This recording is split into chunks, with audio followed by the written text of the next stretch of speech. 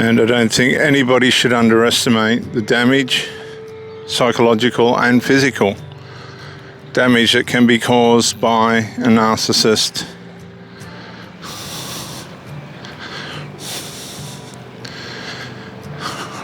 Once your mind goes into an alarm state, what have I got myself into? Who is this person?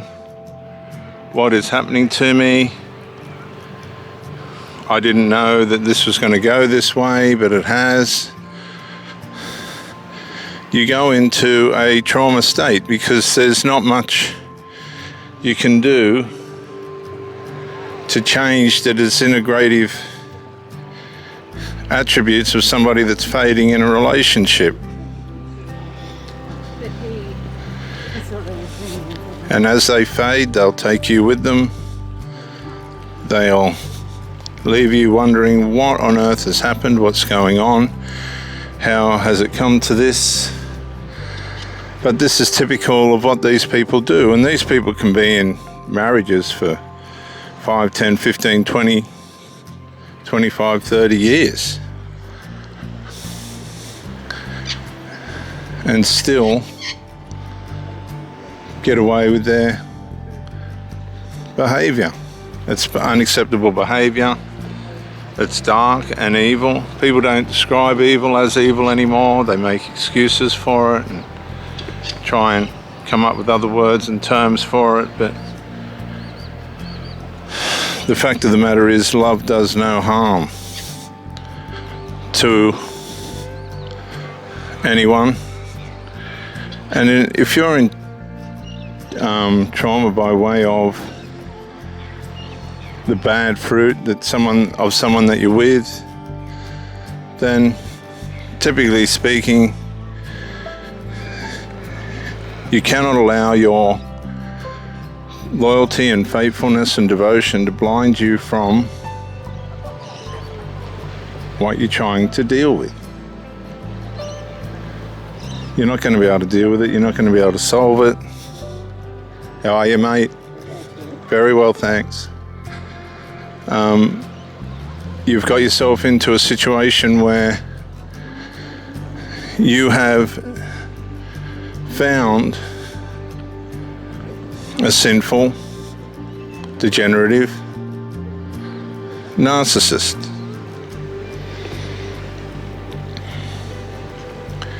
Now, what you've got to realize is this isn't going to work for them, and it's definitely not going to work for you. The relationship will be ruined. That's the fruit of how this works and plays out. And their expectation is to try and glean as much from you and to destroy as much of you as they can.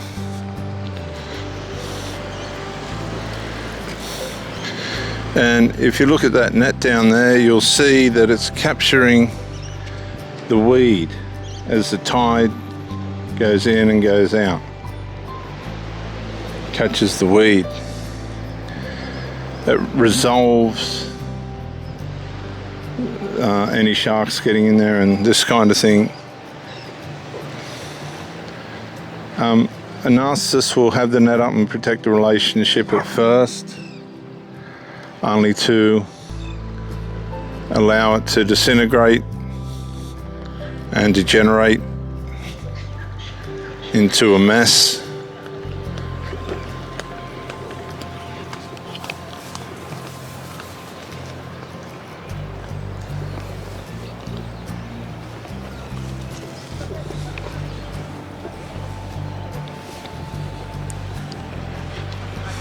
They'll fade, they'll lose their resolve, they won't want to resolve, and they'll go along self-unaware. This will torment you even further as they go into self-unawareness, because you'll be wondering, why aren't these things being resolved? Well, the fact of the matter is they've got no intention of that because they're incapable of it. Obviously, the problem's more important than the relationship. And this isn't uncommon. As a matter of fact, it's quite common, because people get a tremendous sense of ego when they bring people down. And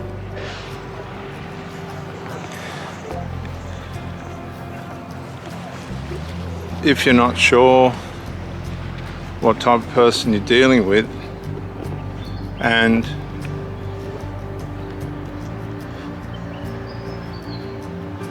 you've got concerns that things aren't working out the way that they should, that you're dealing with possibly something that's evil and going to be of no benefit to you, then there's a few different ways in which you can try and help yourself. The first way is you can look at other family members. Look at other family members, see what their attitudes are. What you'll find is flying monkeys will just go along with the narcissist. And don't forget, we're living in a world now of recklessness, carelessness. People will only care for what has an immediate impact on them. Other than that, they're really not going to care less of anything other than their habits and addictions and things that are going to pull them down. A lot of these people are limited to and subject to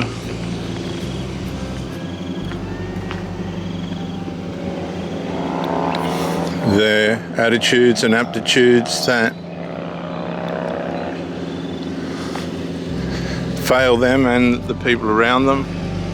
And I know this because I've been one of these people. I've been one of these disintegrators.